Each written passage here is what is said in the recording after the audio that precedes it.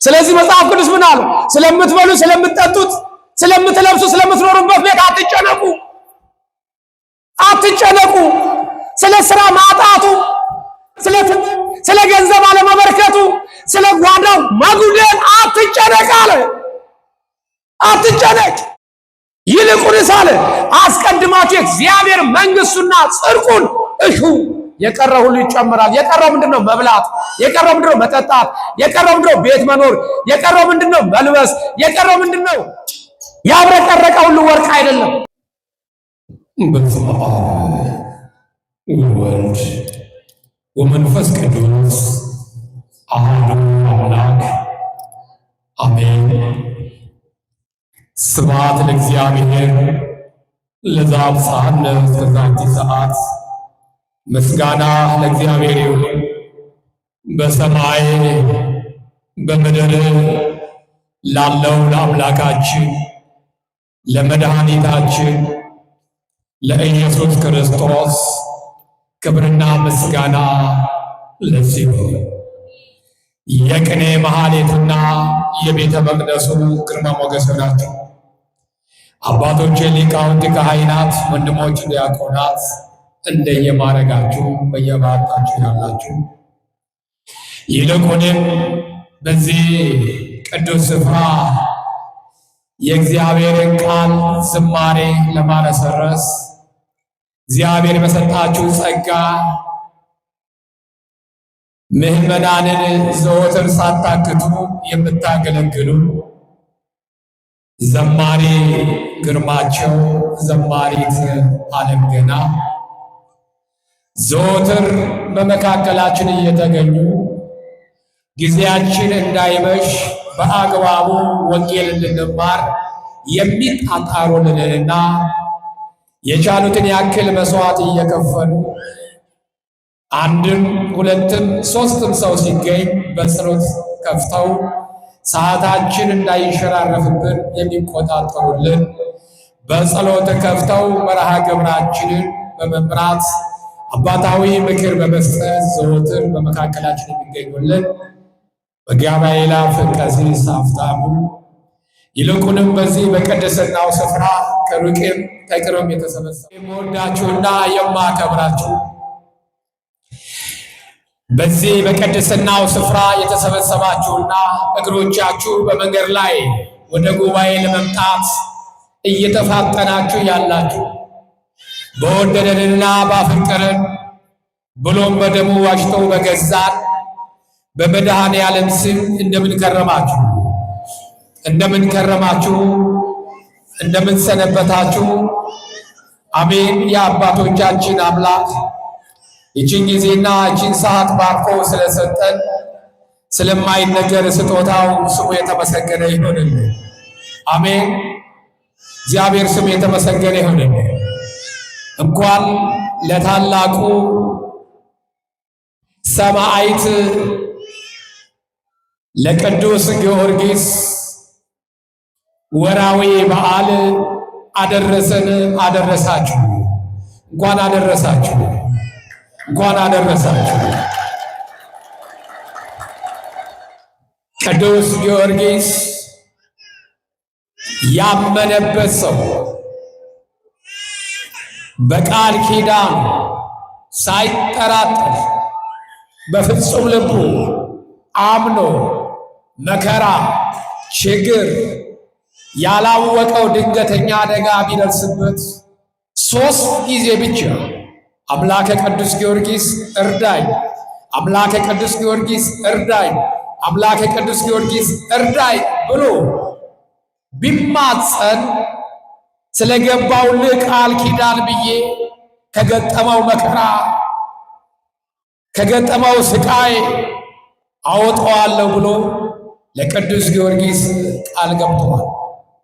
ብዙ ጊዜ ቅዱስ ጊዮርጊስ ስሙ የሚጠራው በነጋዴዎች ነው። በባህር ነጋዴዎች ስሙ ይጠራል። በማን አልኳችሁ? በማን አልኳችሁ? በባህር ነጋዴዎች ማዕበሉ ወጀቡ ባማታቸው ጊዜ መርከቧን ባናወጣት ጊዜ ወደ ቅዱስ ጊዮርጊስ አምላክ ይጮኻሉ። ስሙ ሲጠራ ስለ ቅዱስ ጊዮርጊስ ብሎ ያከበረው የመረጠው ያጸደቀው መድኃኔ ዓለም ማዕበሉም ወጀቡም በሱ እጅ ነውና ጸጥ ያደርግና በሰላም መንገዳቸውን እንዲሻገሩ ያደርጋል። ዛሬም በሀገራችን ላይ ብዙ ማዕበል ብዙ ወጀብ አለና በውስጡ የተሳፈርን ሰዎች ደግሞ እኛ በውስጧ የምንኖር ኢትዮጵያኖች ደግሞ መርከቧ ተናውጣለችና መረጋጋት አጣለችና እግዚአብሔር አምላክ ማዕበሉን ወጀቡን ጸጥ አድርጎልን ቀሪ ዘመናችንን ክፉ ነገር የማንሰማበት ዘመን እንዲያደርግልን የአምላካችን መልካም ፈቃድ ይሁንልን። አሜን። የቅዱስ ጊዮርጊስ በረከት ረድኤት በሁላችን ላይ ይደር። ክፍል 5 መች ተለመደና ከተኩላ ዝምድና። ርዕሳችን መች ተለመደና ከተኩላ ዝምድና። እንዲህ ይላል፣ አባቱን የሚረግም እናቱን የማይባርክ ትውልድ አለ፣ ለራሱ ንጹሕ የሚመስለው ከርኩሰቱ ግን ያልጠራ ትውልድ አለ።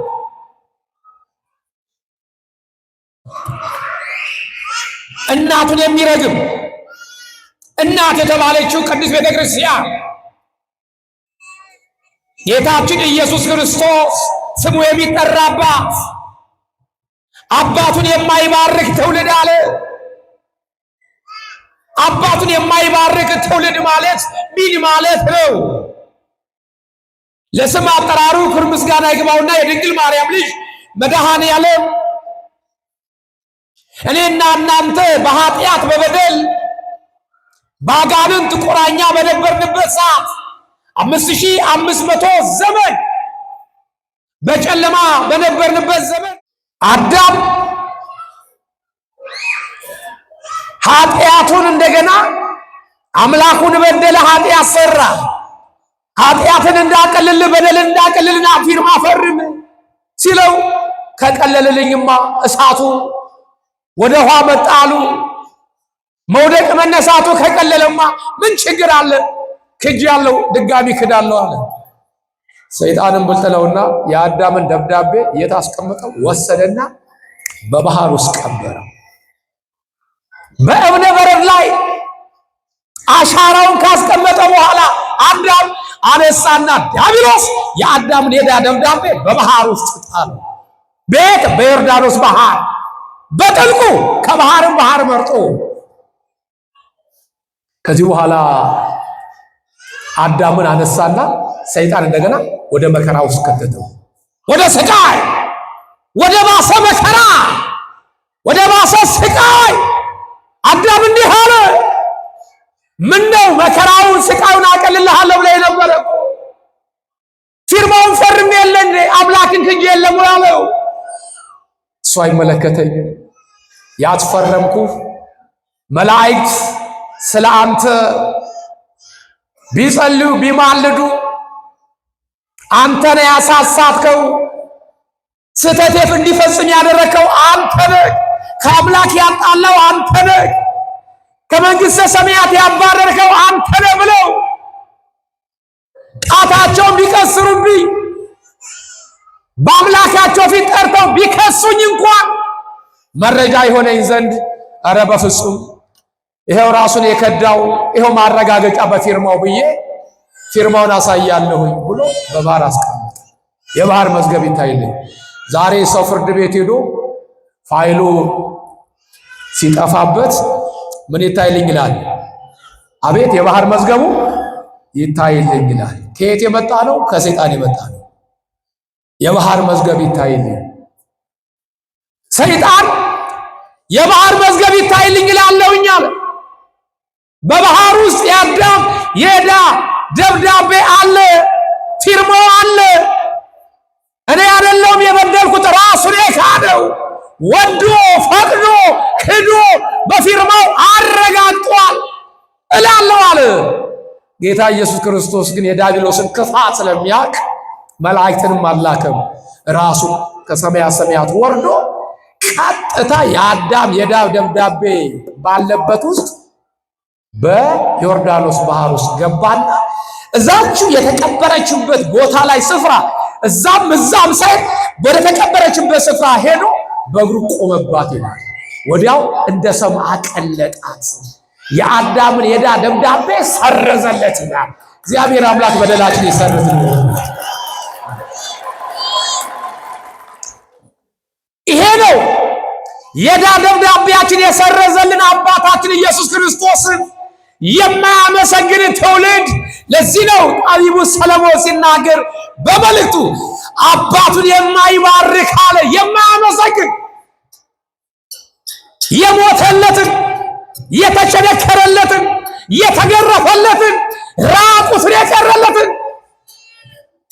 ሞቱን ወደ ሕይወት የሰጠንን አባቱን የማያመሰግን ትውልድ አለ።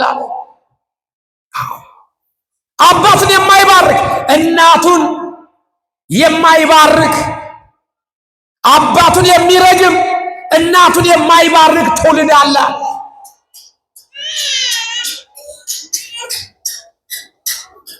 ትውልድ አለ ለራሱ ንጹሕ የሚመስለው አለ፣ ግን ከርኩሰቱ ያልጠራ። ዛሬ መናፍቃኖች ፓስተሮቻቸው፣ አስተማሪዎቻቸው ራሳቸውን እንደ ጻድቅ አርገው ከኃጢአት፣ ከኑፋቄ፣ ከክህደት ሳይጠሩ ራሳቸውን እንደ ጻድቅ እንደ ንጹሕ አድርገው እግዚአብሔር ያከበራቸው በአፋቸው ያቆሽሻሉ። እግዚአብሔር ከፍ ያደረጋቸውን ለማዋረድ ጥረት ያደርጋሉ። ግን አይቻልም። ማዝቅ ማድረግ አይቻልም። እንዲህ ይላል አሁንም በመጽሐፈ ምሳሌ ምዕራፍ 4 ቁጥር 1 እስከ 2 እንዲህ ይላል፣ እናንተ ልጆች የአባትን ተግሳጽ ስሙ አለ። እናንተ ልጆች የአባትን ተግሳጽ ስሙ። የማንን ተግሳጽ? የአባት አባት የተባለው ሰማያዊ ኢየሱስ ክርስቶስ ትእዛዜን ጠብቁ ያለው 10ቱ ቃላትን ትእዛዝን ያስቀመጠ እናት አባትን አክብር ያለ እናንተ ልጆች አለ። ልጆቹ ነን። በደሙ በሞቱ ነፃ ወጥተናል። እናንተ ልጆች የአባትን ተግሳጽ ስሙ፣ ማስተዋልንም ታውቁ ዘንድ አድምጡ። መልካምን ትምህርት እሰጣችኋለሁና ሕጌን አትተው አለ። ምንን አትተው? ሕጌን አትተው። ያስቀመጠልን ሕግጋትን፣ ትእዛዛትን፣ አባታዊ መመሪያ የሰጠን፣ ሃይማኖታዊ መመሪያ የሰጠንን እናንተ ልጆች የአባትን ተግሳጽ ስሙ፣ ማስተዋልንም ታውቁ ዘንድ አድምጡ። ዛሬ ዓለም የጠፋችሁ በማስተዋል ነው። ማስተዋል ስላጣን ነው ትውልዱ እየወደቀ ያለ እየጠፋ ያለ። ማስተዋል አንሶናል። ባለማስተዋል ነው የሚያወራ ሁሉ እውነት እየመሰለን ገደል እየገባን ያለ። ማስተዋል ስላነሰን ነው የምንሰማው ነገር ሁሉ የሚያስጨንቀን። አባቶች ምን ይላሉ? ነገርን አዳምጠው እህልን አላምጠው ይላሉ። ምን ይላሉ? ነገርን አዳምጠው ምግብን ደግሞ አላምጠው። ሳያላምጡት የበሉት ነገር ሁሉ ያንቃል፣ አስቸጋሪ ነው፣ ውስጥ ገብቶ ሰላም አይሰጥም። ሳያዳምጡት የሰሙት ነገር ሁሉ ከሰው ያጋጫል፣ ከሰው አይደለም ከአምላክም ያለያያል። ማስተዋል ያስፈልጋል። ይልቁንም በዚህ ዘመን ያለንበት ዘመን ከባድ ነው። ብዙ ነገሮች እውነት እየመሰሉ ነገር ግን ገደል የሚሰዱ ናቸው። ብዙ ነገሮች ወርቅ እየመሰሉ ብዙዎቻችን ያታሉናል። ወገኖች ወርቅ እየመሰሉ ያብረቀረቀ ሁሉ ወርቅ አይደለም። የለፈለፈ ሁሉ እውነተኛ አይደለም። ማስተዋል ያስፈልጋል። በማስተዋል ወንጌል ስንማር በማስተዋል እንማር። ስንዘምር በማስተዋል እንዘምር። ስንጸልይ በማስተዋል እንጸልይ። ወደ እግዚአብሔር ጥያቄ ስናቀርብ በማስተዋል ጥያቄ እናቅርብ። እባካችሁ ወገኖች አንወዛገብ፣ ግራ እንጋባ። አንዳንዱ እከሌ ስላለ ብቻ እሱ የሚፈጽመው ነገር አለ። መክሊትን ማወቅ መልካም ነው። የተሰጠህን መክሊት የተሰጠህን ጸጋ አንዳንዴ ጸጋችን አለማወቃችን መክሊታችን አለማወቃችን ነው ገደል እየከተተን ያለ ባለማስተዋል ከሰው ጋር የሚያጋጭ ከጎረቤት ጋር የሚያባል ከትዳራችን ጋር እንድንፋታ የሚያደርገን ትዳራችን በጥርጥር እንድናየው የሚያደርገን ማስተዋል ስለሚጎለን ወገኖች። ይሆን እንዴ ያልሆነ ግምት ውስጥ እንገባለን። ያልሆነ ግምት ውስጥ ሚስት ወይ በሆነ ጉዳይ ላይ ከሆነ ሰው ጋር ትቆማለች። ባለ ያለ አሃ ለካስ እንዲሆነው እኔ እዚህ ቁጭ አድርጋ እሱ አዘጋሽ። ማስተዋል እሱ ያየው በሌላ አንግል ነው፣ እሷ ያየችው በሌላ አንግል ነው። ለዚህ ነው መጽሐፍ ቅዱስ ልጆች ሆይ አለ፣ ልጆች ሆይ እናንተ ልጆች የአባትን ተግሣጽ ስሙ ማስተዋልንም ታውቁ ዘንድ አለ። ማስተዋልን ታውቁ ዘንድ አድምጡ። በማዳመጥ ነው። ቅድም እንዳልኩት ነገርን አዳምጦ እንደተባለ አድምጡ አለ። አድምጡ የሚነገረውን ነገር። አሁን ብዙ ችግራችን ማዳመጥ፣ እናዳምጣለን ግን አናስተውልም። ይሄ የጉባኤው መንፈስ ነው። እዚህ ያለው ጉባኤ መንፈስ ይሄ ነው። ማስተዋል የሚባል የለም። የብዙዎቻችሁ ማስተዋልማ ቢሆን ገና ጥያቄ ሳቀርብ ሁሉም ሰው እጁን ባወጣ ነበር። ቅድም ሁሉም ሰው ያቆምንበት ትምህርት እንደዛ ልቤ እስከሚፈነዳ እየጮኩኝ እያስተማርኳችሁ በሚገባችሁ ቋንቋ በትንትንትን እያረኩ እያስተማርኳችሁ ግን የለም። በጣም አስቸጋሪ ይሄ ነው። እስከ መቼ ነው በማስተዋል የማንመላለሰው? እስከ መቼ ነው በእግራችን ብቻ የምንመጣው? ልባችን መቼ ነው የሚመጣው? የምንመጣበት ዓላማ ምንድን ነው? የምንመጣበት ዓላማ መገንዘብ እኮ ያስፈልጋል። ነጠላ ለብሼ የሚሄደው ለምንድን ነው? ማክሰኞ ሄጄ የምማረው ለምንድን ነው? ጥያቄ መጠየቅ። ሰው ገበያ የሚሄደው እኮ ብያቸዋል። ዘንቢሉን ይዞ ገበያ የሚሄደው እኮ ዕቃ ሊገዛ ነው። ምናልባት የሚረሳ ዝንጉ ከሆነ ብልህ ሰው ምን ያደርጋል? ይጽፋል። ሽንኩርት ይሄን ያክል፣ ድንች ይሄን ያክል፣ ቃሪያ ይሄን ያክል፣ ዘይት ይሄን ያክል፣ ምስር ይሄን ያክል፣ ክክ ይሄን ያክል እያለ ትጽፋለች ወይ ይጽፋል። ለምን? ምናልባት ገበያ ሲሄድ እኮ እየረሳው አስቸገርኩ የሚል ሰው ደግሞ በአይምሮ በልቡ የሚተማመን ሰው ካለ ግን በአይምሮ ሰሌዳ በልቡ ሰሌዳ ላይ ጽፎ ይሄዳል። እናንተ ጋር እኮ ምንድን ነው? ወይ በወረቀት አትይዙ ወይ በልቦናችሁ ሰሌዳ ላይ አታስቀምጡ። እንዲሁ የገበታ ውሃ መሰላችሁ። የገበቴ ውሃ ይመስል ወይም የመዘፍዘፊያ ውሃ ገበቴ ስለማታውቁት መዋልን፣ ዝም ብሎ መዋልን። ለምን እናንተ ልጆች የአባትን ተግሣጽ ስሙ ማስተዋል ታውቁ ዘንድ አለ። አድምጡ፣ ማስተዋል ታገኙ ዘንድ አድምጡ። የሚባለውን ነገር በማስተዋል መመንዘር። እናንተ እኮ አሁን እኮ የምትመጡት እኮ ማከፋፈያ ሱቅ እኮ ነው። ይሄ በጅምላ የሚሸጥበት ታውቃላችሁ። በጅምላ የአካባቢያችሁ ሱቅ ነጋዴዎች የት የሚያመጡት?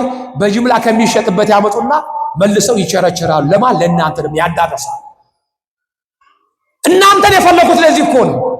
እናንተ ከኔ ትቀበላላችሁ፣ ከእናንተ ደግሞ ላነሱት መስቀሉን አስረው ግን ግራ ለተጋቡት በሚገባችሁ ቋንቋ ያቅማችሁን ደግሞ አብራርታችሁ ወደ ቤተ ክርስቲያን እንድታመጡ በሃይማኖታቸው እንድትጸኑ እንድታደርጓቸው እኮ ነው። ምጥጥ አርጋችሁ እንደ ስፖንጅ በእናንተ እንዲቀር እኮ አይደለም። ነጋዴው ከጅምላ አከፋፋይ አምጥቶ በየመንደር እንደሚሸረችር ሁሉ እንደያቅሙ 1 ኪሎ፣ ሩብ ኪሎ፣ ግማሽ ኪሎ እንደሚሸጥ ሁሉ እኔና እናንተም እዚህ ቤተ ክርስቲያን የምንመጣው እንደ አቅማችን በአይምሯችን አሳድረን በመስሪያ ቤት፣ በትምህርት ቤት፣ በንግዱ፣ በጎረቤቱ የተማርነውን ቃል ልናብራራ ልናስተምር እኮ ነው። ተምራችሁ እዚሁ ስለሚቀር እኮ ነው። ቤት ስለማታወሩበት ትምህርቱ ይጠፋል። ቢላ ዝም ብሎ ከተቀመጠ ይዝጋል አይዝጋም? ይዝጋል አይዝጋም? ይዝጋል። ይዝጋል። ስራ ሲሰራ ነው ቢላ ሁሌ ስለት የሚሆነው። ባይሰራበት እንኳን መሳል አለበት። ክርስትና ምዕመናን ዝም ብሎ ተምሮ ቁጭ ዝም ብሎ ቤት መሄድ ብቻ አለም። የተማረውን ደግሞ እንደገና ማውጣት ያስፈልጋል። መመንዘር ለቤተሰብ፣ ለጓደኛ፣ ለጎረቤት መመንዘር። አይገርምም? ትናንት የተማርኩት ትምህርት አይገርምም? ዛሬ የተማርኩት ትምህርት ይሄን እኮ ነበር። ለምን? መጽሐፉ ብሏል፣ እናንተ የዓለም ብርሃን ናችሁ። ብርሃናችሁ ምን ይበላል? በሰው ፊት በዓለም ይብራ እኮ ነው ያለው። ብርሃን ናችሁ። ብርሃን መባል ምን ማለት ነው? እንደ ካሜራማኑ ብርሃኑ መብራት አብርቶ ይዞ መዞር ነው? አይደለም። ብርሃን ማለት ምን ማለት ነው? ሲጨልም ባትሪ አብርቶ መሄድ ነው እንዴ? አይደለም። የእግዚአብሔርን ቃል መመስከር ማለት ነው። ለማን? ለጨለማ ነው። ጨለማ የተባሉት እነማን ናቸው? ቤተ እግዚአብሔር መጥተው ወንጌል የማይማሩ በሃይማኖት የሚመስሉን ግን ምግባር የሌላቸው፣ ክር ያሰሩ ግን እንደ ክርስትና የማይኖሩ፣ ለነሱ የእግዚአብሔርን ቃል መናገር መመስከር ብርሃን ያሰኛል። ብርሃናችሁ በሰው ፊት ይብራ። ለባል መመስከር ማብራት ነው። ለሚስት መመስከር መብራት ማብራት ነው። ለልጆች መመስከር መብራት ማብራት፣ ከፍ ሲል ለጎረቤት መመስከር የእግዚአብሔርን እንቅ ስራ። አይገርምም? የተማርኩት ትምህርት ግሩም የሆነ ትምህርት እኮ ተማርኩ። እንዲህ አይነት ቋንቋ እንዲህ አይነት ወንጌል እኮ ተማርኩኝ። ስለዚህ ወንጌል ታውቂ ነበር ታውቂ ነበር እያሉ ለጓደኛ ማብራራት፣ ያን ጊዜ አይምሯችሁ እየሰራ ይሄዳል። እየሰራ ወይም ወጣቶች ካላችሁ አንድ አዲስ መኪና ከቤቱ አመጣችሁ ዝም ብላችሁ መኪናው ዝም ብሎ ቢቀመጥ ሞተሩን ከቆየ በኋላ ከ5 ከ6 ዓመት በኋላ ብናስነሳው መኪናው ይነሳል? አይነሳም።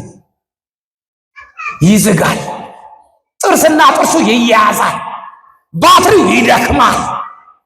አይኸው እንኳን አዲስ አሮጌ መኪና እንኳን ስትሰራበት ነው የማይበላሽ። ያልሰራበት ነገር እንኳን አሮጌ መኪና አዲስ መኪና ከቆመ ቆመ፣ በቃ ቆመ። ይዝጋል። ጥርስና ጥርሱ ይናክሳል። አሮጌዋ መኪና ግን ሁሌም ስለምትሰራ የጎረቤት መኪና እሷ ግን አትበላሽም፣ ትሰራለች፣ ትሄዳለች፣ ትመጣለች። አዲሱ ግን ግቢ ቆሟል። ሰውየው መኪና አለኝ ይላል። ከ5 ዓመት በኋላ ግን ሲያስነሳው መኪናው አይሄድም፣ ቆሞ ይቀራል። ወገኖች ጭንቅላታችን ሊሰራ ይገባል። ይሄ ጭንቅላት ክፋትን ማመንጨት ብቻ አይደለም፣ ተንኮል መያዝ ብቻ አይደለም፣ እከሌ እንዲህ ያለችኝ እከሌ እንዲህ ያለኝ እያሉ ማለት አይደለም። ይሄ ዋጋ አያሰጥም። ይሄ በረከት አያሰጥም። የእግዚአብሔርን ቃል አስቀምጡበት። ክፉ ነገር አውጡ። ለማይረባ ነገር አይምሯችሁን አታጨናንቁት። አሁን ብዙዎቻችን የሚያስጨንቀን ራይሌ ጊዮርጊስ እኔ ምንድነው ቂመኛ አይደለው እኔ ቂም ይዣለሁ ቅምጥ ሊሆናል። አዎ የሚያስጨንቀ ነገር ወጣቱ ስራ ማውጣት ሊሆን ይችላል። ይሄን አውጣው። አንተ ምን አገባ? ስለተጨነቅ ነው እንደ ስራ የምታገኘው? ስለተጨነቅ ነው እንደ ስራ የምታገኘው? ወይም ስትፈጠር ማመልከቻ ጽፈህ ጌታ ሆይ በዚህ ዘመን በዚህ ወራት በዚህች ቀን በዚህች ሰዓት ከእናቴ ማህፀን ፈጥረህ ወደ ካለመኖር ወደ መኖር አምጣኝ ብሎ ማመልከቻ ያስገባ ሰው አለ አለ አለ? እኔን በ1999 ዓመተ ምህረት ጥቅምት 5 ከቀኑ 6 ሰዓት ካለመኖር ወደ መኖር ፍጠረኝ ብሎ ማመልከቻ ያስገባ ሰው አለ? የለም። ያለ ማመልከቻ ነው የመጣን ሁላችን፣ ያለ ማመልከቻ።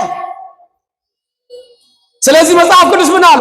ስለምትበሉ፣ ስለምትጠጡት፣ ስለምትለብሱ፣ ስለምትኖሩበት ቤት አትጨነቁ፣ አትጨነቁ። ስለ ስራ ማጣቱ፣ ስለ ትምህርቱ፣ ስለ ገንዘብ አለመበርከቱ፣ ስለ ጓዳው ማጉደል አትጨነቅ አለ። አትጨነቅ። ይልቁንስ አለ አስቀድማችሁ እግዚአብሔር መንግስቱና ጽድቁን እሹ፣ የቀረው ሁሉ ይጨመራል። የቀረው ምንድነው? መብላት። የቀረው ምንድነው? መጠጣት። የቀረው ምንድነው? ቤት መኖር። የቀረው ምንድነው? መልበስ። የቀረው ምንድነው? ገንዘብ ማከማቸት። ይጨመራል። እሱ ማለት ትርፍ ነው። ይልቃል የእግዚአብሔርን ጽድቁንና መንግስቱን እሹ።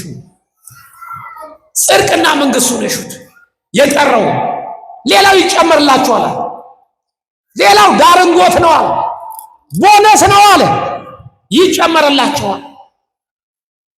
ስለዚህ ወንድሜ ከናንተ መካከል ተጨንቆ በቁመቱ ላይ ስንዝር የሚጨምር ወይም ነጩን ጥቁር ማድረግ የሚችል ሰው አለ ወይ? ያለ የለም። የኛ ጭንቀት ይሄን ያክል ነው። እግዚአብሔር እኮ አየ ተጨንቃችሁ ተቀባችኋል። አጭሩን ሰው ስንዝር የሚጨምር ሰው አለ ወይ? ማሳደግ የሚችል አቅም የላችሁም አለ። በቃ አቅም የለህም። ስለዚህ አትጨነቅህ ነው ጥያቄ። ወንድሜ ለምን በከንቱ ትጨነቃለህ? ውጤት ለማያመጣ ነገር። እህቴ ለምን ትጨነቂያለሽ? ውጤት ለማታመጪው ነገር። የፈጠረሽ አምላክ እኮ አለ። አሁን ከአንቺ የሚጠበቀው ትዕግስት ብቻ። ትዕግስት ግን አቋራጭ እንፈልጋለን። በአቋራጭ መሄድ እንፈልጋለን። ለዚህ ነው መጽሐፉ ያለው በማስተዋል ነገርን አዳምጡት አለ። በማስተዋል ዛሬ ብዙ መናፍቃኖች፣ ብዙ ክርስቲያኖች ማተባቸውን በጥሰው ወደ መናፍቃን ሄዱት። ማስተዋል ስለጎደላቸው። ምን ስለጎደላቸው አልኳችሁ? ማስተዋል ስለጎደላቸው። ብዙ መምህራን ከአውደ ምሕረት ወርደው ወደ መጋዘን የሄዱት ማስተዋል ስለጎደለ ነው። ማስተዋል ያስፈልጋል። የተጠሩበትን ዓላማ ማወቅ ያስፈልጋል። ብዙ ዘማሪያን ከአውደ ምሕረት ወርደው ወደ መናፍቃን አዳራሽ ገብተው የሚዘፍኑት ማስተዋል ስለጎደላቸው ነው። የምን ማስተዋል? ጽድቅና ኩነኔ መኖሩን ማስተዋል ስለዘነጉ። ማስተዋል የሚታያቸው ጊዜያዊ ጥቅም ነው። ሃይማኖታቸውን ክደው ስለሚለብሱት ሰልባጅ ነው የሚጨነቁት። ስለሚሰፈርላቸው ስንዴ ነው። በወር ስለሚቆረጥላቸው ደሞዝ ነው የሚጨነቁት። ስለ ሰማይ ቤታቸው አይጨነቁም። ማስተዋል ጎሏቸዋል። ቅዱስ ጊዮርጊስ ዛሬ ወራይ በዓሉ የሚታሰብለት ማስተዋል ስላስተዋለ ነው። በእግዚአብሔር ዘንድ ሞገስ ያገኘው። እንደሱ አመጣጥማ እኮ ስልጣን ሊያስባርክ እኮ ነው። ወደ ዱድያኖስ የመጣ ወደ 70 ነገሥታት የመጣ ስልጣን አባትየው ንጉሥ ስለነበረ በቤሩት ሀገር ንጉሥ ነበር። የንጉሥ ልጅ ነው። ገና የ7 ዓመት ልጅ ሆኖ አባቱ በሞት ተለየ። በ7 ዓመቱ አባቱ በሞት ተለየ። ስለዚህ ትንሽ ከፍ ይበል ተባለ። እስከሚጎረምስ ተጠበቀ። የአባቱን ስልጣን እንዲረከብ፣ ዘውዱን እንዲገዛ፣ ዘውዳዊ አገዛዝ እንዲገዛ በሕጉና በሥርዓቱ መሰረት ወደ 70 ነገሥታት ወደ ዱድያኖስ 20 ዓመት ሲሞላው ቅዱስ ጊዮርጊስ ታጨ። ለስልጣን ታጨ። በሕዝቡ ዘንድ አውንታዊነትን አገኘ፣ ተቀባይነት አገኘ። የአባቱን ሹመት የአባቱን ስልጣን ይረከብ፣ ቅዱስ ጊዮርጊስ ይምራን አሉ። በአንድ ድምፅ አጸደቁ። ይምራን፣ ወደን ፈቅደን መርጠናል። የዱድያኖስ ልጅ ቅዱስ ጊዮርጊስ ይምራናል። ቅዱስ ጊዮርጊስ በሰዎች ዘንድ የተመረጠው ሊያጸድቅ ወደ 70 ነገሥታት መጣ። ወደ 70 ነገሥታት እነ ዱድያኖስ የሚባሉ ጣዖትን አስቀምጠው የሚሰግዱ በረሃውን አቋርጦ ብዙ አሽከሮችን የአባቱን አሽከር አስከትሎ ቅዱስ ጊዮርጊስ ብርና ወርቁን አስጭኖ እጅ መንሻ ሊሰጥ እኮ ነው። ለነገሥታቶች እጅ መንሻ ሰጥቶ ሹመቱን ሊያስጸድቅ ሊያስባርክ አጽድቀናል፣ መርቀናል፣ ይሁን ብለናል ብለው እንዲያጸድቁለት ወርቅና ብሩ ጭኖ እየመጣ እያለ አንዲት ብላቴና በበረሃ ላይ ሲጓዝ ፈረሱን እየጋለበ አንድ ልጃገረድ ልጅ በዛ ላይ ታስራለች። ብሩክታይት የተባለች ታስራለች። በዘመኑ በእስራኤል ዘንድ በፈርዖን በግብፁ ንጉሥ ወንድ ልጅ ሲወለድ ታንቆ እንደሚገደል ሁሉ እስራኤላውያን ዘራቸው እንዳይበዛ እየተዋለዱ እንዳይባዙ ከግብፃውያን ቁጥር እስራኤላውያን ቁጥራቸው እንዳይበዛ ወንዱ እየታነቀ እንደሚገደል ሁሉ በዛ በነ ዱድያኖስ ዘመን ደግሞ ሴት ልጅ ለደራጎ ትገበር ነበረ። ወንድ ሳታቅ ከነንጽህናዋ ልጃገረድ እያለች ለደራጎ ትገበራለች። ስለዚህ በዘመኑ የነበሩ ክርስቲያኖች ሴት ልጅ ሲወልዱ ግብር ይገብራሉ። ለምሳሌ ልክ ይሄ ለሚኩራ እንደሚባለው ሁሉ ለሚኩራ ዕጣ ይጣልበታል። በቀጠና አመራር ማለት ነው። በእናንተ ቀጠና አመራር ነው። ከተሞች ቤት መንደር ውስጥ እንደሚመጡት የሚወለድ ልጅ ሴት ካለ ግብር እንድትገብር ግዴታ ነው። በዘንድሮ ዓመት ይሄኛው ከቻለ በሚቀጥለው ዓመት ደግሞ ያኛው ቀጠና ይችላል። በሚቀጥለው ዓመት ያኛው ከቻለ የሚቀጥለውን ዓመት ደግሞ ይሄኛው ቀጠና ይችላል። እንዲህ ያደረጉ ልጆቻቸውን ምንም ቢወዷቸው ወስደው ለደራጎ ይገብራሉ።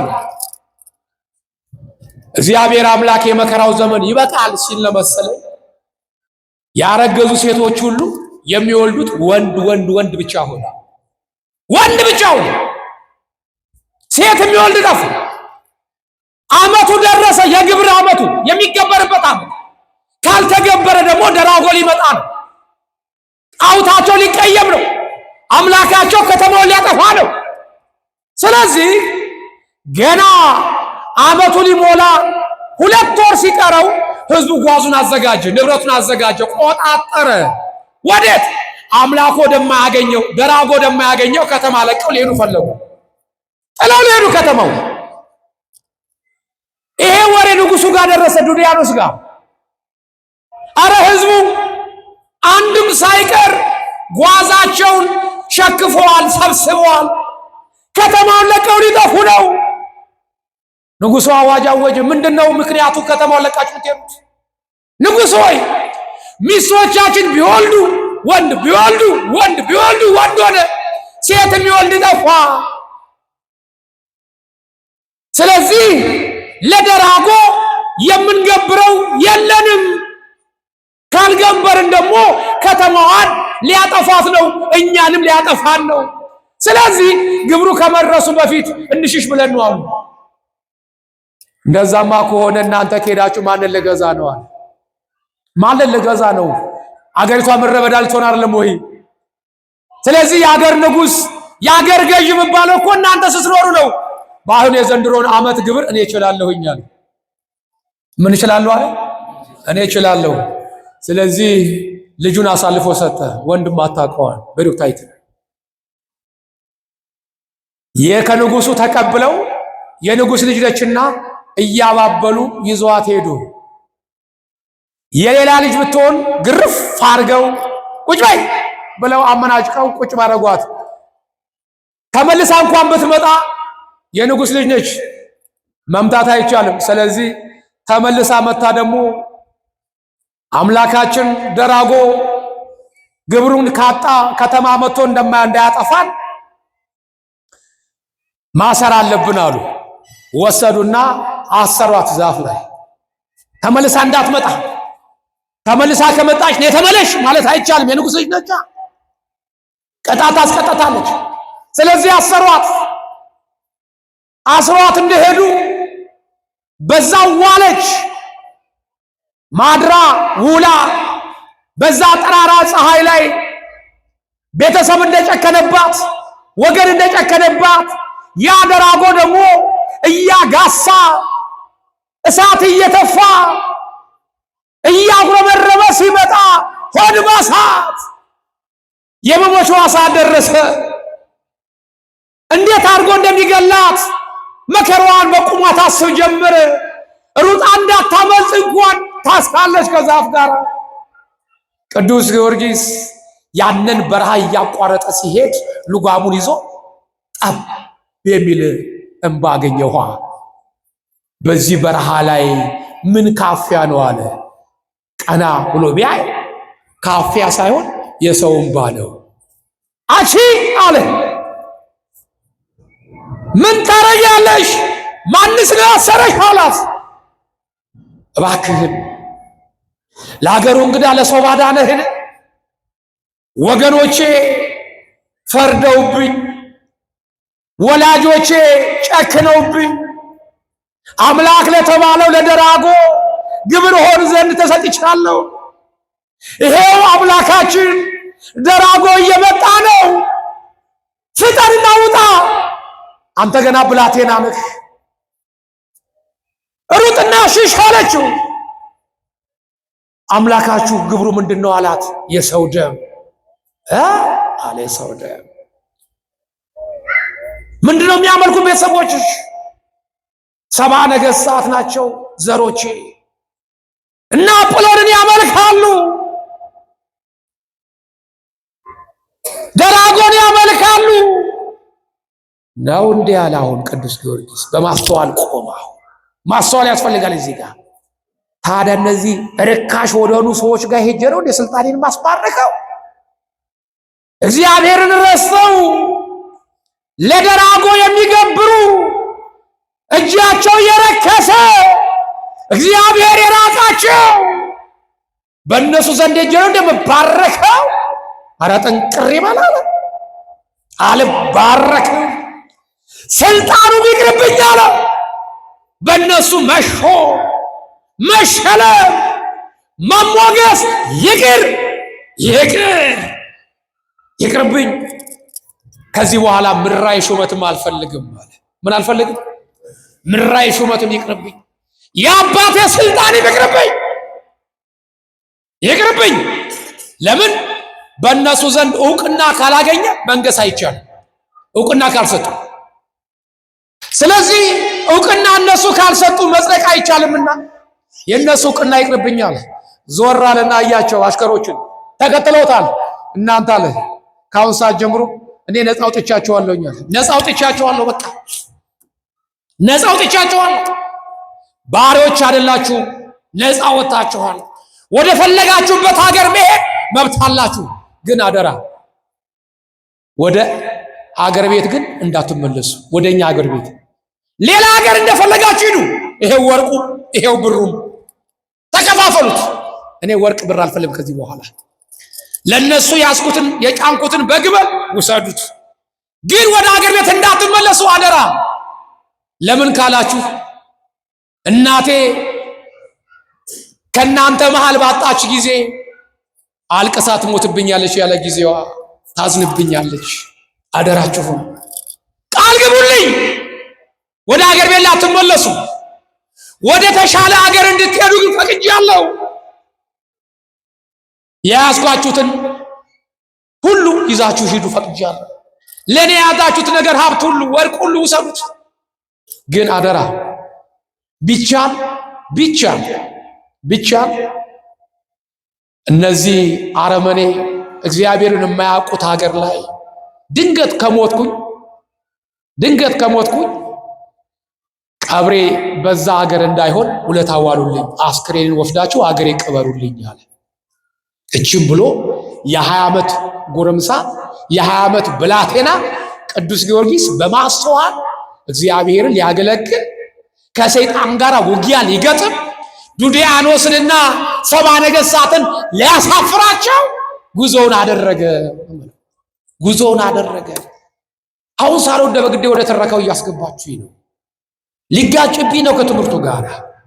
ስለዚህ ልዝለለው። ይሄን ያመጣሁት ማስተዋል የሚለው ነው። ብሩክታይትም እንደታሰረች ትቀመጥ፣ ሌላ ቀንም ተርከዋል። ግን ቅዱስ ጊዮርጊስ ማስተዋል አገኘ። አሁን ማን ነው ወገኖቼ ስልጣን ፍለጋ ሹመት ለማግኘት ተጠርታችሁ አንድ ድሃ ተገሎ ብታዩት ማን የገደለው? የመንግስት ሹማምንት። እሱ ጋር ሄጄ ነው ስልጣን የምቀበለው ይቅርብኝ የሚል ሰው አለ። ሞቶ እንኳን አይታችሁ የሞተ ሰው እንኳን አይታ እንደ ያው ስትመጣ ሲባል አላየው። ለበሾም እኮ ሞቶ እያየህ ተገሎ እያየህ አላየውም ንጉሥ ሆይ አላየውም ብለን የምንክድና ወገኖች፣ ማስተዋል የሚጎለው ትውልድ ይሄ ነው። ከትውልዱ ማን አስተዋለ አለ ኢሳይያስ። ከትውልዱ ማን አስተዋለ አለ? ማን አስተዋለ? ከሰማያት ሰማያት የወረደው ክርስቶስን ከዙፋኑ የተዋረደው ክብሩን አጥቶ ክብር የሰጠን ራቁቱን ቀርቶ አንተን ያለበሰህ እሱ እየሞተ ሕይወቱን የሰጠን። ለዚህ ነው ኢሳይያስ ከትውልዱ ማን አስተዋለ? ማን አስተዋለ? አስተዋይ ጠፋ። ለዚህ ነው መጽሐፉ እናንተ ልጆች የአባትን ተግሣጽ ስሙ፣ ማስተዋልን ታውቁ ዘንድ አድምጡ። ማስተዋልን ታደምጡ ዘንድ ማስተዋልን ታውቁ ዘንድ አድምጡ። መልካምን ትምህርት እሰጣችኋለሁና ሕጌን ግን አትተዋል። ሕጌን አትተው። ሕግጋቱ ምንድን ነው? ከኔ ሌላ አምላክ አይኑር ነው። በቃ ትእዛዙ መመሪያው ምንድን ነው? የጸኑትን አባቶችን አስቡ ነው። የጸኑትን በሃይማኖት የጸኑትን ስለ በጎ ነገር የሚሰደዱትን ስለ ትሩፋት ነፍሳቸውን ለማጽደቅ የኃጢአትን ቁስል ለማድረቅ የሚሯሯጡትን አባቶችን አስቡ። የማቴዎስ ወንጌል ምዕራፍ 5 ቁጥር 10 ላይ አንቀጸ ብፁዓን የሚባለው አለ። ስለ ጽድቅ የሚሰደዱ አለ። ስለ በጎ ነገር መሰደድ ሰው ለመግደል አይደለም፣ ለማስታረቅ መሰደድ፣ ለመቀማት አይደለም፣ ለመስጠት መሰደድ፣ ለመስከር አይደለም፣ ወንጌል ለመማር መሰደድ። ስለ ጽድቅ ሕግ ማለት ይሄ ነው። እነ ጊዮርጊስን እነ አቡነ ተክለ ሃይማኖትን እነ ቅድስት አርሴማን የምንጠራው ሕጉን ስለጠበቁ ነው። ሕጌን ጠብቁ አላ መጽሐፉ። ሕጌን ጠብቁ። በምን? በማስተዋል ተመላለሱ። ሕጌንም ጠብቋል። ሕጉን ጠብቀን ልናስጠብቅ ግዴታ ነው። እነ ቅዱስ ጳውሎስ ሕጉን ጠብቀው አስጠበቁ። እነ ቅዱስ ጴጥሮስ ሕጉን ጠብቀው አስጠበቁ። ሕጉን ጠብቆ ማለት ነው ስለ እግዚአብሔር እውነተኛውን ቃል መስክረው የሚመጣውን መከራ ተቀበሉ። አርያ ሆኑ። እየፈሩ ሳይሆን እየደፈሩ፣ እየሸሹ ሳይሆን እየተጋፈጡ ክርስትና ይሄ ነው። እውነትን መመስከር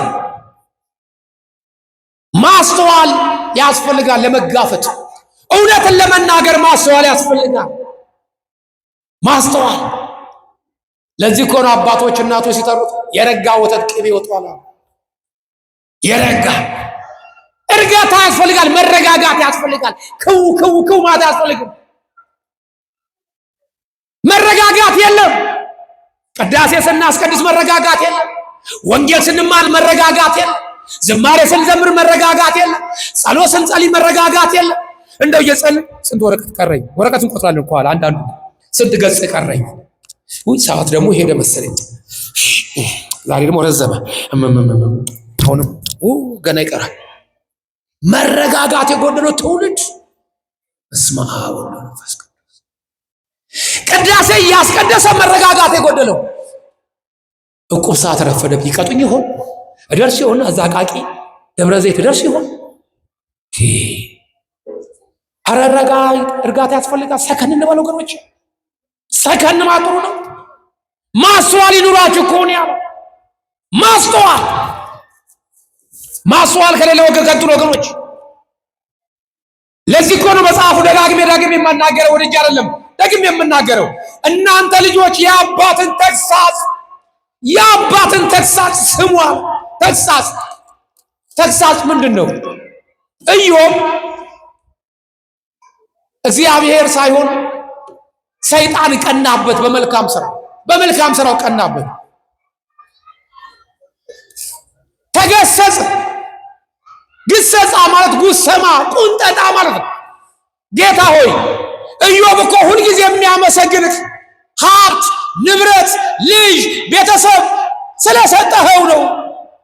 ሀብቱም፣ ንብረቱም፣ ቤቱም፣ ትዳሩም፣ ልጆቹም ባሰጠው አያመሰግንህም። በምን አወቃለ? ስለማቅ ማለት ሲባል ስለማቅ ነው። የኢዮብን ልብ ስለማቀው ነው። ሁሌ የሚያመሰግንህ ተመስገን የሚልህ ስለሰጠኸው ነው እንጂ ባሰጠው ኑሮ አያመሰግንም ማለት። እንግዲያውስ በነፍሱ ላይ ስልጣን የለህም ማለት። በምን ላይ? በነፍሱ ላይ ስልጣን የለህም ማለት። ስልጣን ያለው ማን ነው? እግዚአብሔር ብቻ ነው ወገኖች። ስልጣን ያለው በነፍሳችን ነው። ሰይጣን መፍጠር አይችልም። እንኳን የሰው ልጅን አይደለም። እኔ አንዳንድ ሰው ይገርመኛል። ቡናን በሰይጣን ፈርስ ላይ ተፈጥሯል ይላል። በአሪዮስ ፈርስ ላይ የተፈጠረ ነው የሚል ሰው አለ። ሰይጣን የፈጠረው በዕለተ ዓርብ የትኛው መጽሐፍ ላይ? ሰይጣን አቅም አለው የመፍጠር? የትኛው ችሎታ እንዴ? ፈጣሪ እኮ አለም። እሱ እኮ ፍጡር እኮ ነው። ፈጣሪ ነው መፍጠር የሚችል እንጂ ፍጡር እንዴት ይፈጥራል? ግንዛቤ መጉደል እኮ ነው። ይሄ ማስተዋል የጎደለው ትውልድ። በነፍሱ ላይ ስልጣን የለም፣ ግን በስጋው ላይ ፈቅጄልሃለሁ ፈትነዋል። ፈቅጄልሃለሁ። ሰይጣን መጣ ኢዮብን ሀብትና በውጭ የነበሩበትን ግመሎቹንም ከብቶቹንም በአንድ ቀን ውስጥ ገደል ውስጥ ገብተው እንዲያልቁ አደረገበት። እረኛው እየሮጠ መጣ። ኢዮብ አለው። አቤት። አረ በሬዎቹም ከብቶቹም ግመሎቹም ገደል ውስጥ ገብተው አለቁ አለ። እግዚአብሔር ይመስገን አለ። ምን ይመስገን? እግዚአብሔር ይመስገን። እግዚአብሔር ሰጠ፣ እግዚአብሔር ወሰደ አለ። አሁን ድምር ሰዋል ምድር አርገን እንደው መድኃኔዓለም ረሳኸኝ ምን አረኩ አሁን እንደው ንብረቴን ታወርበዋለህ ብለን እንደው እግዚአብሔር የለም ብሎ ክሩ የሚበጥስ እኮ ነው ያለው። አሁንም ያኛው እረኛ መጣ እየሮጠ እያለከለከ ምን ደሲል አረዮም ጥጆቹ ጎርፍ መጥቶ ወሰዳቸው፣ አለፉ። አንድም የለም። አሁን የለም 400 ጥጃም ሽካል ባንዴ እግዚአብሔር ሰጠ፣ እግዚአብሔር ነሳ። ሌላው እየሮጠ መጣ።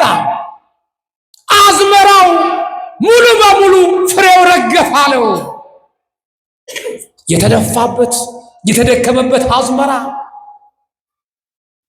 ወደመ ሲባል እንደ ቅስሙ አይሰበር። እግዚአብሔር ይመስገን፣ እግዚአብሔር ሰጠ፣ እግዚአብሔር ነሳ። ይሄን እያለ በውጭ የነበሩ ልጆቹ ሳይታሰብ ብለውቻ ጸጥ አሉ። አይኑ እያየ ቢያይ ሁሉም ረግፈዋል እንደ ቅጠል። ሄዶ ቀበረ። እግዚአብሔር ሰጠ፣ እግዚአብሔር ነሳ፣ እግዚአብሔር ይመስገን አለ። ሚስቱ ይሄን ሲል እሳት ጎርሳ እሳት ጨበጠች። እንዴት ምኑን አይተ ነው ተመስገን የምትለው? ሀብት ንብረት ወደመ፣ የውጭ አዝመራ ወደመ፣ የአብራክ ክፋይ ልጆቻችን በስቅታ ድምፅ ሞቱ። እንዴት ተመስገን ትላለህ? ሀብት ያገኘ መሰለ እንዴ? ሲሰጠን ተመስገን ብለን የለ እንዴ? ሲነሳንም ተመስገን እንበል እንጂ አላት። አረ እግዚአብሔርን ካድና ይበቃል። እግዚአብሔርን ካደውና ቢያንስ መከራው ይለፍልን አለች። መከራው ይለፍ። ዛሬ እንዲህ አይነት ወጣት ነው ያለው። እኔ ከመሰርዶ አይብቀል ምን አገባኝ ልብላ ልጠጣ እንጂ ይለፍልኝ ብሎ ክሩን በጥሶ ወደ መናፍቃን አዳራሽ የሚገባ ትውልድ ነው ያለው። ማስተዋል የጎደለው ትውልድ። በገባህ በአንድ ወር መሞትን ታውቀዋለህ? በገባሽ በ15 ቀንሽ ብትሞቺስ ሳትጠቀሚበት? መዝገቡ ያለው እኮ አንቺ እጅ ያለን በስላሴ እጅ ነው ያለው። በስላሴ እጅ። እባካችሁ በማስተዋል እንመላለስ ወገኖች። ካደለችው አልክድም አለ።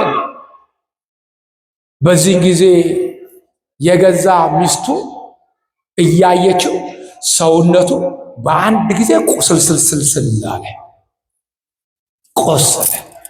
ይኸው ለአንተ የምታመሰግነው አምላክ ይሄው ሀብት ንብረትን ፈጀ፣ እንደገና ደግሞ ሰውነትን አቆሳሰለብህ አለችው። እግዚአብሔር ይመስገን ቁስሉ የተሸከምኩትን ያደለው ምን ነው አንቺ ምን አስጨነቀሽ አላት።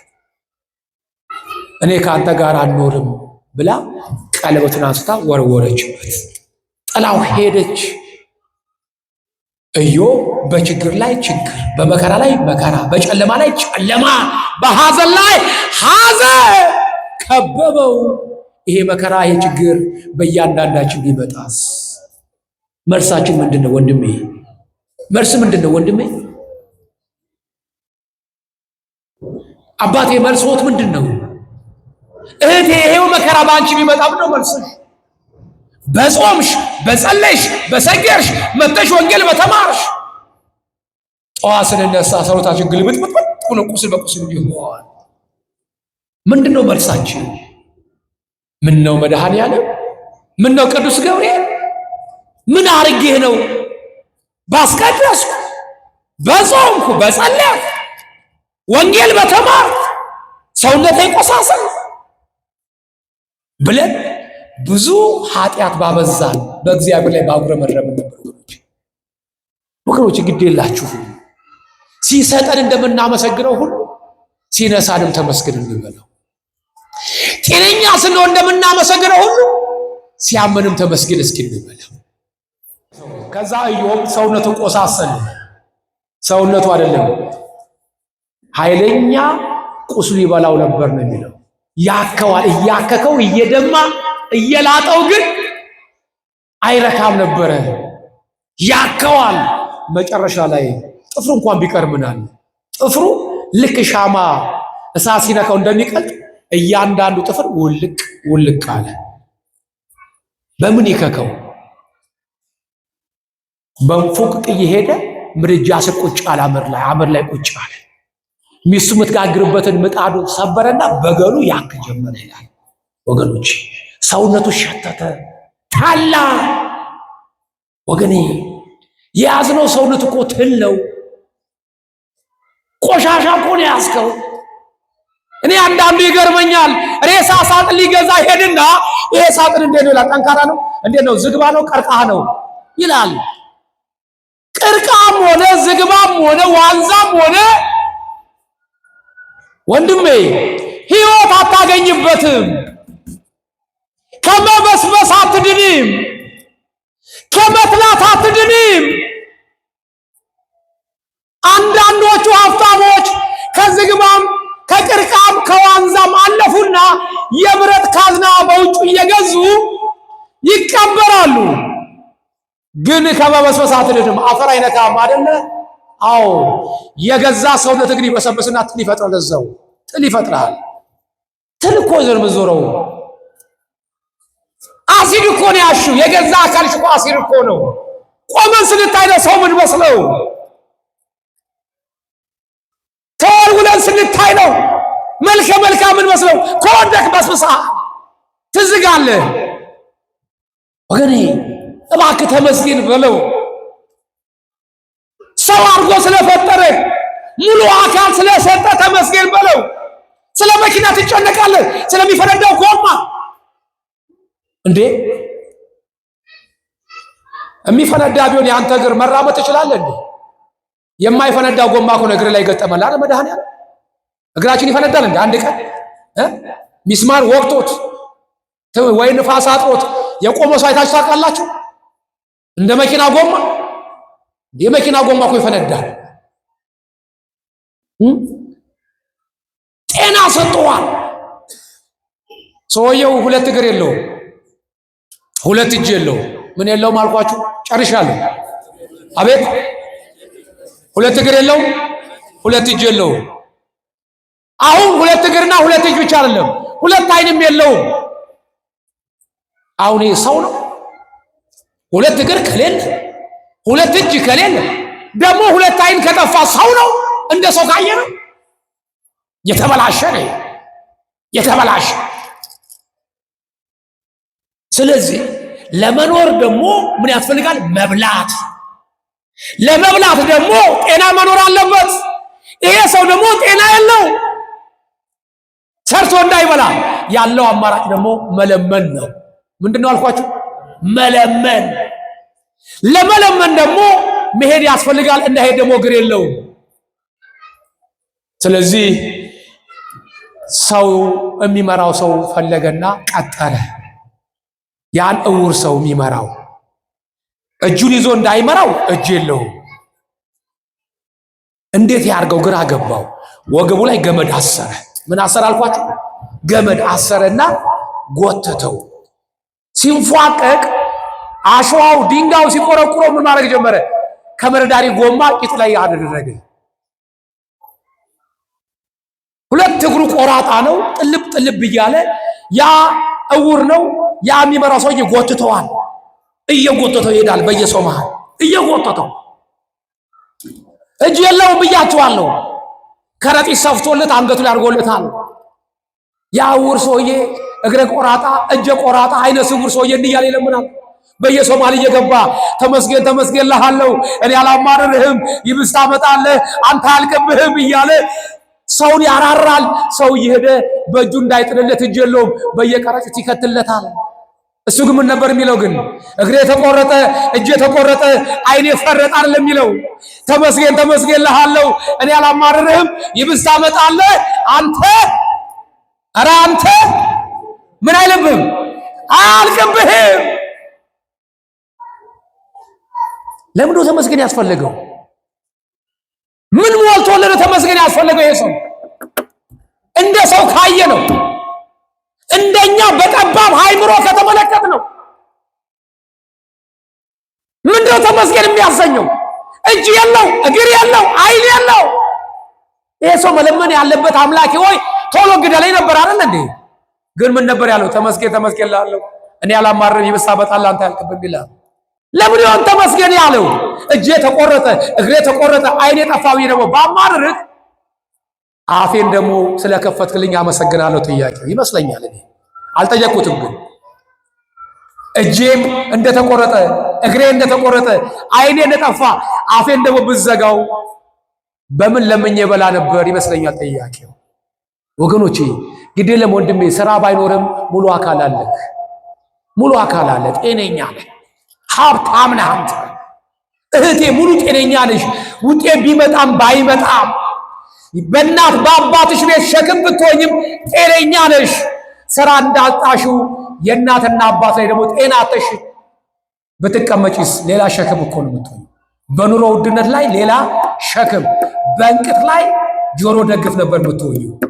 እስኪ ተመስገን በይ እናቴ። ጓዳሽ ቢሞላም ባይሞላም ባልሽ ጤነኛ ስለሆነ ልጆችሽ በሰላም ውለው በሰላም ስላደሩልሽ ተመስገን በይ። ብር አግኝተሽ ልጆችሽ እንደ ቆሎ ቢታመሱብሽ ምን ዋጋ አለው? ያገኘሽው ብር ለሕክምና ከወጣ ምን ዋጋ አለው? ባልሽ ጤነኛ ከሆነ አንቺ ጤነኛ ከሆንሽ ትርፋማ ነሽ። ተመስገን በዩ። እግዚአብሔር አምላክ ማስተዋልን ያድለን፣ ማስተዋልን ያድለን። እንደ ስጋችን ይበቃናል፣ እንደ ነፍሳችን ይቆየን። እግዚአብሔር አምላክ ከሁላችን ጋር ይሁን። ብድግ ብድግ ብድግ ብድግ እንዳላችሁ እናቴ ድንግል ማርያም መከራችሁን ችግራችሁን ብድግ ብድግ ብድግ አድርጋ እሷ ከመከራ እሷ ታሳርፋችሁ፣ ጤናችሁን ትስጣችሁ፣ ክፏችሁን አታሰማኝ፣ ባላችሁበት ትጠብቅልኝ። በዘርፋፋ ቀሚሷ በድባብ ጥሏ ተምራችሁ ትከተላችሁ፣ ጣዕሟን በአንደበታችሁ ፍቅሯን በልቦናችሁ ታሳድርባችሁ። ሊቀ መልአኩ ቅዱስ ሚካኤል እስራኤላውያንን ቀኑን በደመና ሌሊቱን እየቀደመ እሱ በሰላም በጤና ለቤታችሁ ያብቃችሁ፣ ለቤታችሁ ያብቃችሁ። መልአከ ሰላም ቅዱስ ዑራኤል በዕለተ ዓርብ የጌታን ደም በብርሃን ጽዋ ተቀብሎ በዓለም ላይ ለበረከት እንዳረጨ ሁሉ በእያንዳንዳችን ቤት የሰላሙን፣ የጤናውን፣ የበረከቱን፣ የሲሳዩን በረከት ያፍስላችሁ። እግዚአብሔር ከእናንተ ጋር ይሁን። ይህ በእግዚአብሔር ፊት የሚቆመው ሊቀ መልአኩ ቅዱስ ገብርኤል በመከራ በችግር ቀን አለውላችሁ ይበላችሁ። የዘካርያስን ታሪክ የቀየረ የእያንዳንዳችንን ታሪካችን ይቀይርልን። ቋጠሯችሁን ይፍታላችሁ። ሦስቱን ሕፃናት ከሚነድ እሳት ያወጣ ከምትፈሩት መከራ ቅዱስ ገብርኤል ነጥቆ ያውጣችሁ፣ ነጥቆ ያውጣችሁ። እግዚአብሔር አምላክ ከእናንተ ጋር ይሁን። ጫቱን ካፋችሁ፣ ሲጋራውን ከእጃችሁ ይጣልላችሁ። እግዚአብሔር አምላክ ከሁላችን ጋር ይሁን። የተወለዱትን ሕፃናቶችን ያሳድግልን፣ ለቁም ነገር ያብቃልን። በሞት የተለዩትን ወገኖቻችንን ነፍሳቸውን በአብርሃም በይስሐቅ በያዕቆብ ዘንድ ያሳርፍልን። ሥራ ያጡትን ወንድም እህቶቻችንን እግዚአብሔርን የሚያመሰግኑበትን የጠዋት እንጀራ ያይደለ የማታ እንጀራ ይስጥልን፣ የማታ እንጀራ ይስጥልን። በሥራ ገበታ ላይ ያሉትን እናትና አባቶቻችንን በሥራ ገበታቸው ላይ ያጽናልን፣ ምቀኛውን የያዝልን። በጆሮአችን መልካሙን ነገር ያሰማል፣ በአንደበታችን መልካሙን ነገር ያናል። ልቦናችን በጎ በጎ ነገር ያሳስብልን። እጃችን የበረከት የፈውስ እጅ ያርግልን። እግራችን የተቀደሰ የተባረከ ቦታ የሚረጥ ያርግልን። እግዚአብሔር አምላክ ሀገራችን ይጠብቅልን። ዙሪያዋን በእሳት አጥቦ መሃሏን ገነት ያድርግልን። ተዋህዶ ሃይማኖታችን ይጠብቅልን። ጠላቶቿን ፈጥኖ ከእግሯ በታች ይጣልልን። የሚመሩን መንፈሳዊ አባቶቻችንን ቋንቋ ከቋንቋ ልብ ከልብ ያገናኝልን። አሟሟታችን ያሳምርልን። ወጥቶ ከመቅረት ያድነን። ጀማሪ ሳንሆን ፈጻሚዎች ያድርገን። ጻድቃንም በገዳም ሰማዕታትን በደም መላእክት በጽርሐ ያጸና አምላክ እኛንም በጾም በጸሎት በስግደት በአንዲት ተዋህዶ ሃይማኖት እግዚአብሔር አምላክ እስከ መጨረሻው ያጽናን። ደብራችንን ደብረ ምሕረት ደብረ ሰላም ያርግልን። መድኃኔዓለም ክፉአችሁን ያሰማኝ። እጅግ አድርጌ ወዳችኋለሁ። የማክሰኞ ሰው ይበለን። እግዚአብሔር ከሁላችን ጋር